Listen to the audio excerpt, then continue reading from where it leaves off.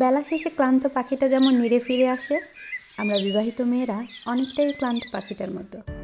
যদিও সাময়িক সময়ের জন্য এদিক সেদিক ছোটাছুটি করি, তবে নির্দিষ্ট একটা সময়ে আমাদের ফিরে আসতে হয় আপন ঠিকানায়। আসসালামু আলাইকুম, কেমন আছেন সবাই? আশা করি অনেক বেশি ভালো আছেন। আপনাদের দোয়া এবং ভালোবাসায় আল্লাহর অশেষ মেহেরবানিতে আমিও অনেক বেশি ভালো আছি। আমি রুমা বরাবরের মতো চলে আসলাম আরও একটা নতুন ভিডিও নিয়ে।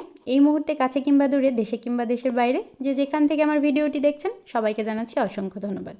আই হোপ সম্পূর্ণ ভিডিওটি জুড়ে আমার সাথেই থাকবেন। যে আপুরা আমার আগের ভিডিওটা দেখেছেন সে আপুরা অবশ্যই জানেন আমি মায়ের বাড়িতে গিয়েছিলাম। এই তো আজকে সন্ধেবেলায় বাসায় ফিরে আসলাম। বাসায় ফেরার পথে রাফসানের আব্বু টুকিটাকি কিছু বাজার করেছে। আমার আর ছেলের জন্য এই তো টুকিটাকি কিছু খাবার এনেছে। আমি আসলে এই ধরনের খাবার খেতে খুবই ভালোবাসি, বিশেষ করে কিটক্যাট চকলেটটা আমার অনেক বেশি পছন্দ। আর এই তো একটু ডিম আর হচ্ছে সবজি এনেছে। তো সকালবেলা ঘুম থেকেই উঠেই চলে এসেছিলাম সকালের রান্নাটা করার জন্য, কারণ 2 দিন বাসায় ছিলাম না, বেশ কাজ জমে আছে, সেগুলো করতে হবে। অফ ক্যামেরাতে খুদের ভাত রান্না করে ভর্তা বানিয়ে সকালের নাস্তাটা করে নিয়েছি।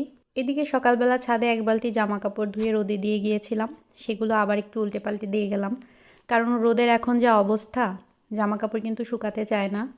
রাফসানের আব্বুর আবার একটু শ্বাসকষ্টের সমস্যা আছে, তো ওর ঠান্ডাটা বেড়ে গিয়েছিল, তাই আমি বাসায় চলে এসেছি, নয়তো আরও 2 দিন থাকতাম। তাই ওর জন্য একটু মশালা টি করে দিলাম। তো আমার আবার এই রং চা খেতে খুব একটা ভালো লাগে না, তাই আমি আমার জন্য একটু দুধ চা করে নিয়েছি আর হাফ পিস বানরুটি নিয়ে নিয়েছি। তো দুইজন মিলে হালকা পাতলা নাস্তা করে হচ্ছে আবার রান্নাঘরে চলে এসেছি। আর আজকে হচ্ছে একটু সবজি রান্না করব। শীতের দিনে কিন্তু এই সব ধরনের সবজি দিয়ে নিরামিষ সবজি রান্না করলে খেতে বেশ ভালো লাগে। রাফসানের আব্বু আবার যদিও এরকম সবজি খুব একটা পছন্দ করে না, ও একদম ঝোল ঝোল খাবার পছন্দ করে। আসলে এই ভিডিওটা ছিল হচ্ছে শুক্রবার দিনের।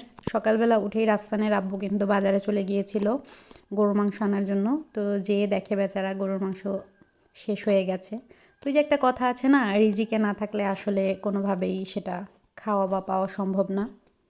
তো যাই হোক, বাসায় কিন্তু ফ্রিজে মাছ আছে অনেক ধরনের। ওই তো বললাম রাফসানের আব্বু মাছ খুব একটা খেতে চায় না। তো যাই হোক, আমি এখানে 3 পিস রুই মাছ নিয়ে নিয়েছি। এটাকে সুন্দর করে ভেজে হচ্ছে পেঁয়াজ দিয়ে ভুনা করব। চেষ্টা করব কয়েক পদ রান্না করার জন্য। এই কয়েকদিন বাসায় ছিলাম না, বেচারা কি খেয়েছে না খেয়েছে, দুপুরে যাতে একটু পেট ভরে ভাত খেতে পারে আর কি, সেটারই চেষ্টা করব। এখন যে কথাগুলো বলবো একটু মনোযোগ সহকারে শুনবেন আপু এবং ভাইয়ারা। আমরা কিন্তু জেনে বুঝেই আমাদের চ্যানেলের ক্ষতি করছি। আমরা কি করছি? সাবস্ক্রাইব করে বা সাবস্ক্রাইব ব্যাক দিয়ে সাবস্ক্রাইবারের সংখ্যা গেইন করছি। এতে আদৌ কি আমাদের কোনো লাভ হচ্ছে? একদমই লাভ হচ্ছে না। দেখুন ইউটিউব অ্যালগরিদম কী করে, আমরা যখন প্রথমে একটা ভিডিও আপলোড করি তখন আমাদের যে পরিমাণ সাবস্ক্রাইবার আছে, যেমন আমার 250 সাবস্ক্রাইবার আছে, সেখানে হয়তো 125 বা 100 জনের কাছে কী করবে, আমার ভিডিওটা পৌঁছে দিবে। এবার তারা নোটিফিকেশন পাওয়ার পরও যখন আমার ভিডিওটা অ্যাভয়েড করবে, তখন ইউটিউব অ্যালগরিদম কী ভাববে যে এই ভিডিওটা একদমই ভালো না, কারণ তার যে সাবস্ক্রাইবাররা আছে তারাই তার ভিডিওটা দেখছে না। এতে করে আমাদের ভিডিওটার রিচ কমে যাবে। এতে করে আমাদের ভিডিওটা অন্যান্য যে অডিয়েন্সরা আছে তাদের সামনেও কিন্তু খুব একটা শো করবে না। তাই আমি আপনাদের হাত জোর করে বলছি, আমার সংখ্যা বাড়ানোর কোনো ইচ্ছা নাই। আপনাদের হাতে যদি ভিডিও দেখার মতো সময় না থাকে তাহলে প্লিজ আমাকে সাবস্ক্রাইব করবেন না। আপনাদের সাথে কথা বলতে বলতে আমি কিন্তু রাফসানের আব্বুর দুপুরের খাবারের প্লেটটা সাজিয়ে নিয়েছি। আর ততক্ষণে রাফসানের আব্বু কিন্তু নামাজ পড়ে চলে এসেছে। খাবার খেয়ে সে তো আজকে অনেক প্রশংসা করেছে। কাল রাতে বাসায় ফিরে ডাল রান্না করেছিলাম, ভেবেছিলাম রাতের বেলা ডিম ভেজে ডাল দিয়ে খেয়ে নিব। এদিকে সে দেখে আমার ছেলে ডালের মধ্যে এই যে জামা কাপড় ছড়ানোর যে ক্লিপ আছে সেগুলো ভিজিয়ে রেখেছে। তো এখন হচ্ছে রাফসানের জন্য একটু নুডলস রান্না করব। আমি কিন্তু সবসময় রাফসানকে নুডলস দিয়ে স্যুপ রান্না করে খাওয়াই, এইভাবে সাধারণত আমি ওকে খাওয়াই না। তো আজকে একটু রান্না করে দেব। পানিটা সিদ্ধ করে কিন্তু আমি ফেলে দিব না, সমপরিমাণ পানি দিয়ে আমি এই পানিতেই সিদ্ধ করে পানিটা শুকিয়ে নেব। আর একটু নরম করে সিদ্ধ করব, এই জন্য ঢাকা দিয়ে দিলাম যাতে আস্তে আস্তে খুব ভালোভাবে সিদ্ধ হয়ে যায়। তেমন কোনো মশলাই ব্যবহার করব না, যেহেতু ছেলের জন্য রান্না করছি।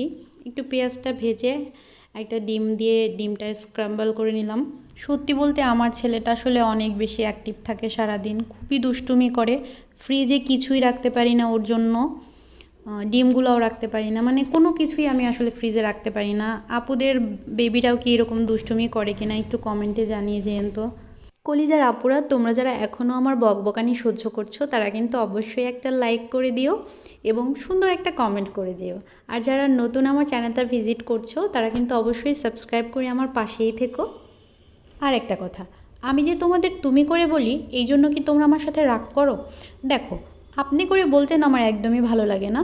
তোমরা হচ্ছে আমার একদম কাছের মানুষ, যদি আপনি করে বলি না কেমন যেন একটু দূরত্ব দূরত্ব লাগে, তাই তোমাদের তুমি করে বলি। প্লিজ রাগ করো না। এই তো রান্নাটা কমপ্লিট।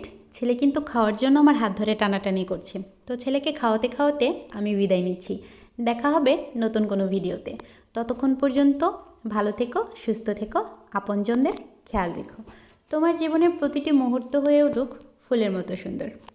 আল্লাহ হাফেজ।